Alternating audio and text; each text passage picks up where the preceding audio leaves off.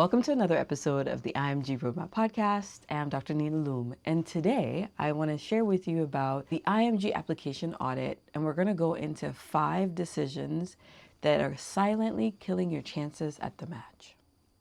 As international medical students and graduates, one of the ways that we dishonor ourselves is by the process of self-elimination. Self-elimination is where you decide to restrict your options at possibilities of potential programs to interview with because you feel that you are not adequate enough, your scores do not meet, or that you are not going to be qualified enough for that specific program. I want to caution that there is the concept of applying within where you qualify, which is super important because I don't want you wasting time and money applying to programs that you do not qualify for. However, there's a fine line between what you qualify for and quietly allowing fear-based decisions to control the narrative in your mind. What we do when we allow fear-based decisions is we eliminate the options of programs even evaluating us before they get to even meet us, okay? So in this video, I'm going to walk you through 3 of the top self-elimination mistakes that I see with IMGs when they're applying or preparing to apply for residency. So there are 3 key ones, and then I'll talk about 2 more. So the first one is your cold email confessions. I am a proponent of cold emails. However, how you address your cold email could be limiting you from actually being reached out to. So if your cold email starts off with all the things that you have in your arsenal and an introduction that already turns the reader off, you're going to lose them with that conversation.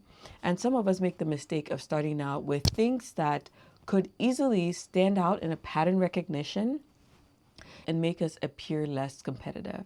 So an example of that would look like a cold email that opens up with, I am an IMG, okay? I believe personally that that's just a title. That's not who you are. You could describe yourself as a foreign graduate without using keywords in your email that trigger a sense of retraction or involution in the reader. So a way that you could choose to describe yourself differently could be, I'm a graduate of University of XYZ and I'm currently practicing here. Or I'm a graduate of University of XYZ and I'm currently in rotation or clinical observership here. So you remove that pattern recognition, that negative connotation that could be associated with the word or the acronym IMG, and you replace that with a true description of where you're at. So that is one way that a cold email confession could be a turnoff. Because if your email lands in the lap of someone who has always heard about IMGs being non-competitive or IMGs being not wanted and all this negative rhetoric that goes around with that phrase or abbreviation, IMG, you could automatically, subconsciously influence that person to already believe that you are not a fit for what they are looking for or what you are needing from them. So I caution you to be aware of what you put in your cold emails when you're reaching out and networking in that process. And this is particularly applicable for those inside my IMG ROADMAP membership who know a lot about cold emailing as part of a networking arena or process. Utilize your cold emails wisely by avoiding these open confessions that really do not capture the heart of who you are. So the next thing that I want to address, and I'm looking at my notes down here, is the backup specialty trap that we fall into. All right, so what is the backup specialty track?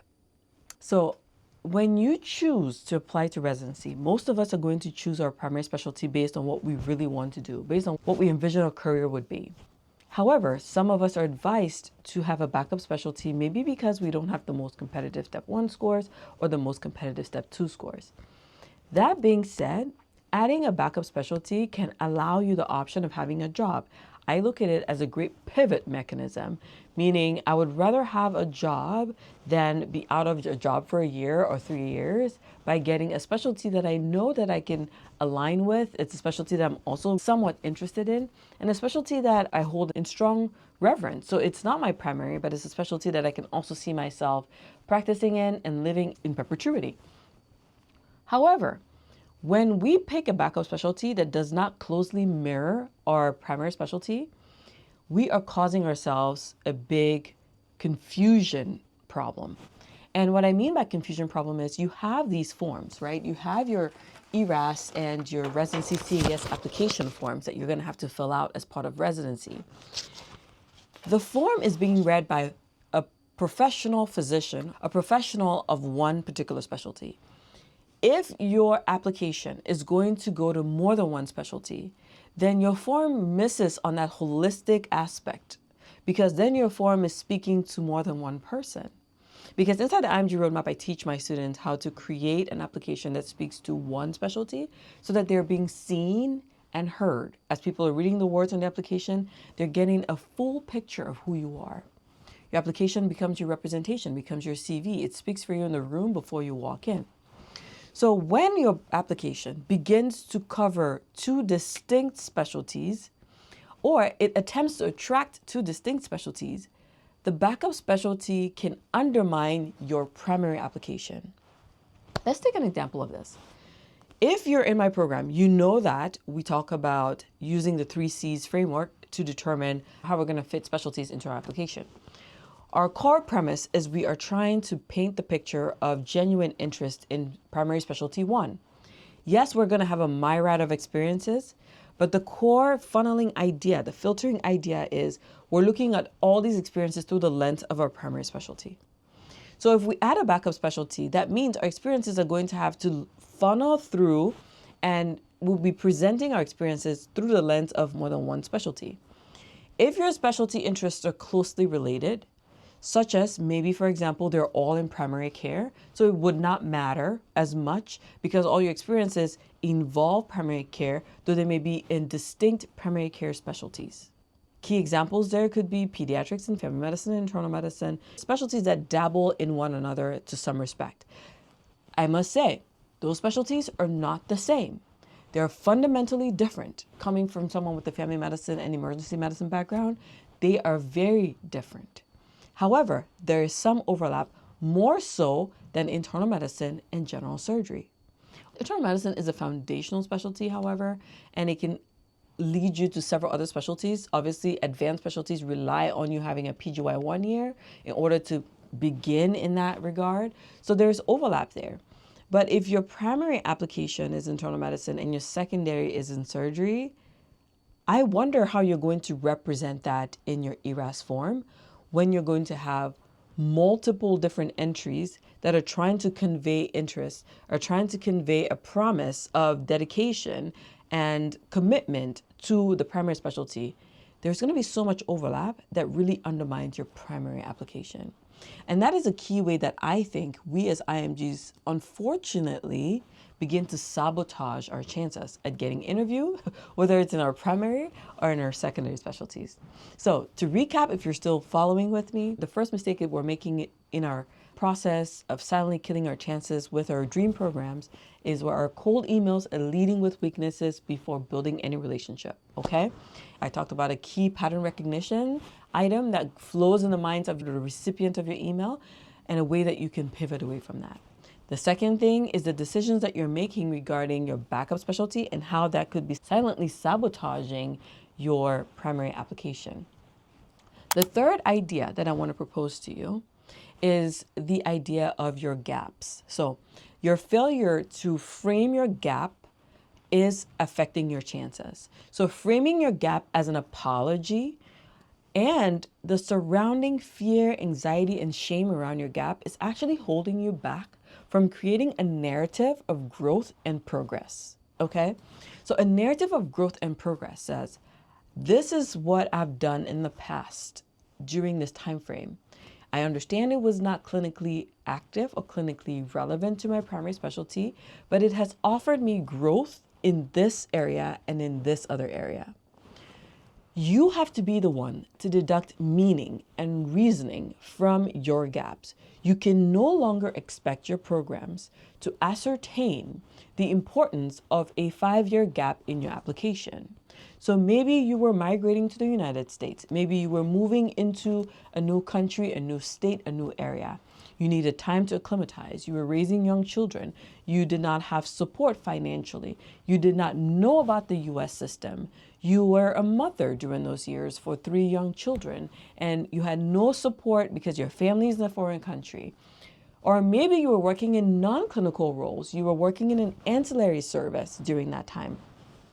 You need to begin to reflect on how you can reframe those years from a growth perspective. And this is the premise of what I teach in the IMG Roadmap, which is we focus a lot on the growth perspective, the growth mindset based on years and years of studies from Carol Dweck's psychology.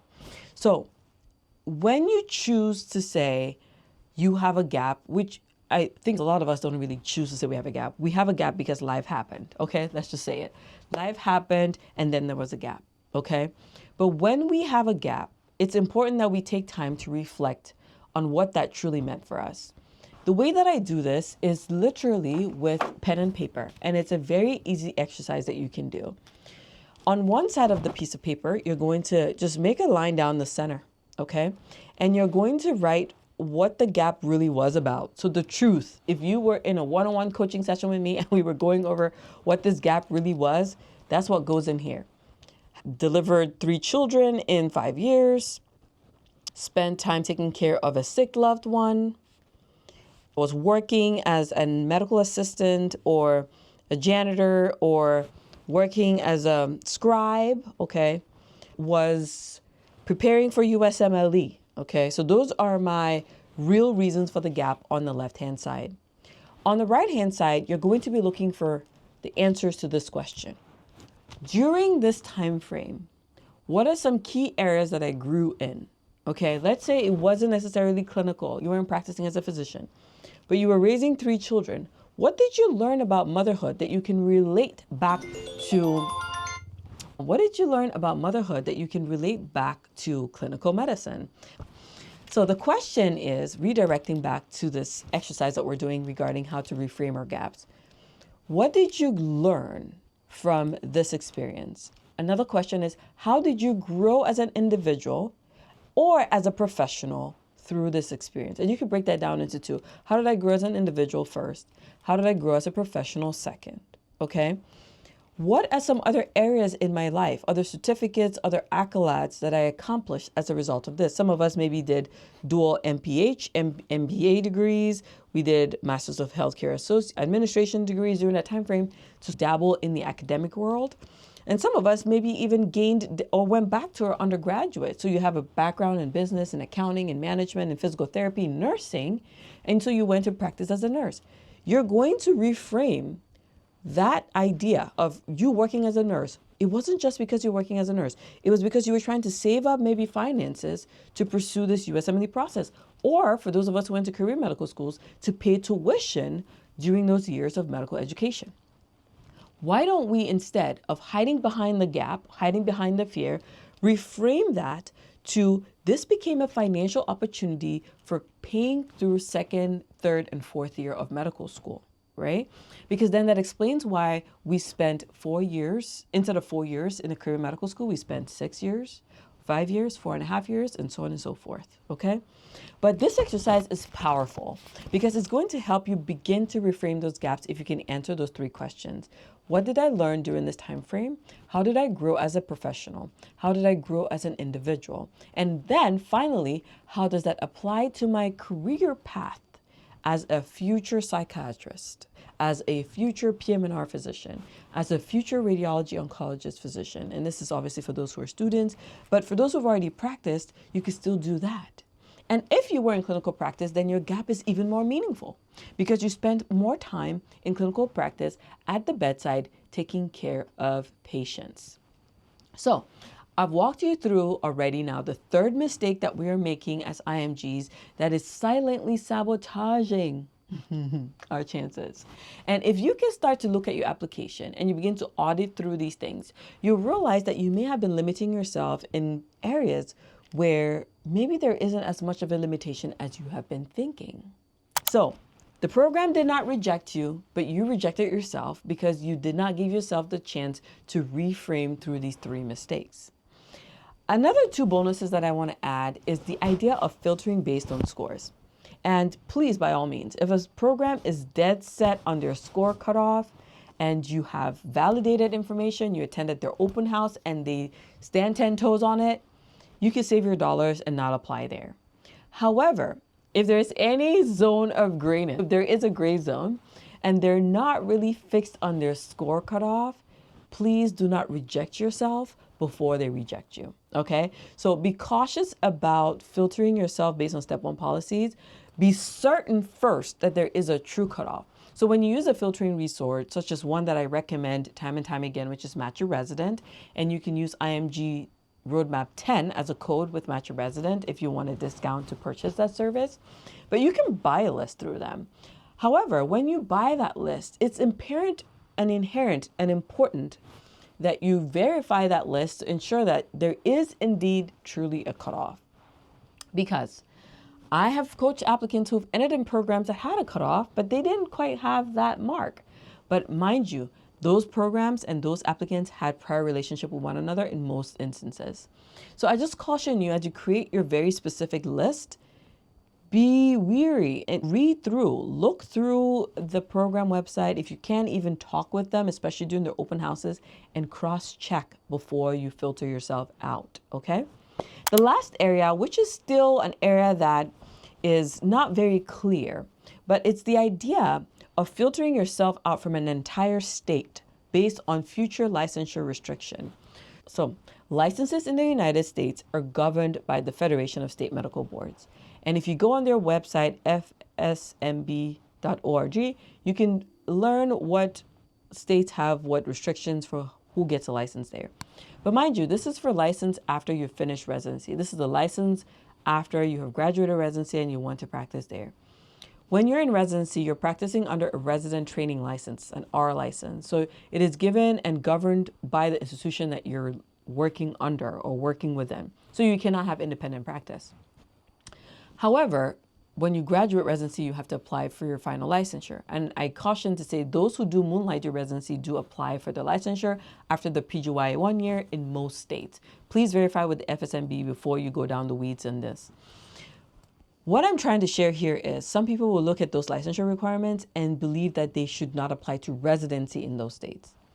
What I would caution in that instance is look at the individual programs in that state and if they're willing to train you with the resident license first and allow you to go get your primary licensure in another state after residency.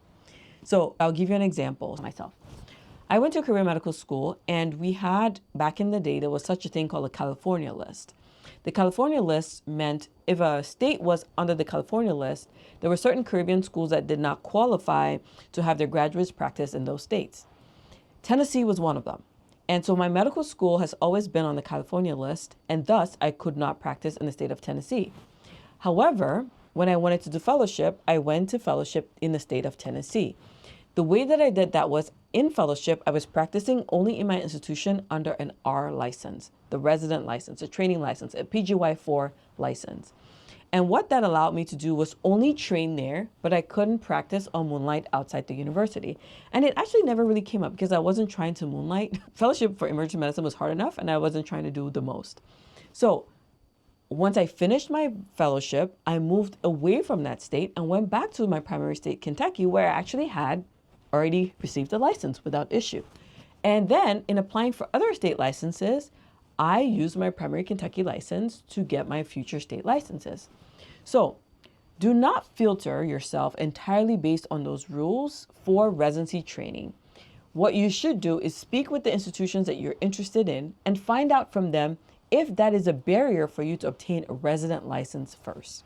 If you ever have such issues, please speak to your advisor, your mentor, or you can always reach out to me as well, and I can walk you through what I know in that regard. Or do contact MB. They're always there for you. And to close, The decisions that you make before you hit submit matter just as much as the application itself. Because I've walked you through this 5 mistakes that we make that quietly sabotage our future application, I want you to begin to reflect on if you are applying any of these in your life and how you can pivot, how you can move away from it. If you are interested in joining my IMG Roadmap membership, it's a safe space for international medical graduates and students where I coach you twice a month on unique blueprints that are applicable for our process into getting into residency. So you can join me by going into the comments right now or down below and click imgroadmap.com, or you can email me or leave a comment below and I will get to you with the necessary information. Or go right now to drninaloom.com/membership and you'll be able to join there as well. So I cannot wait to see you in the next episode. And if you love this episode, you can subscribe if you're watching on YouTube. If you're listening on your favorite podcast platform, make sure you're subscribed so you get more episodes just like this. Bye for now.